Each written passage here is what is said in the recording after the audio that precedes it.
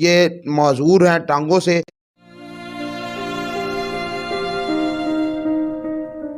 السلام علیکم ناظرین، ہمارے سے چند دن پہلے عتیق صاحب نے، جن کا تعلق للہ شریف سے ہے اور یو اے میں مقیم ہے، انہوں نے رابطہ کیا اور خواہش کا اظہار کیا کہ وہ کسی ایک ڈیزرونگ فیملی کو سپورٹ کرنا چاہتے ہیں ہیلپ ٹرسٹ رجسٹر کے زیر اہتمام۔ ہماری نظر میں ایک فیملی آئی، یہ میرے ساتھ بھائی موجود ہیں، ان کے 4 بچے ہیں، یہ معذور ہیں ٹانگوں سے۔ ایک تندور بنائے ہوئے ہے، اس پہ روٹیاں پکاتے ہیں جو ان کا ذریعہ روزگار ہے۔ رمضان مبارک میں صرف 2 یا 3 گھنٹے اس پہ روٹیاں پکاتے ہیں، اور ٹوٹل 1.5 مرلے کا ان کا گھر ہے، نہ کچن ہے نہ واش روم ہے۔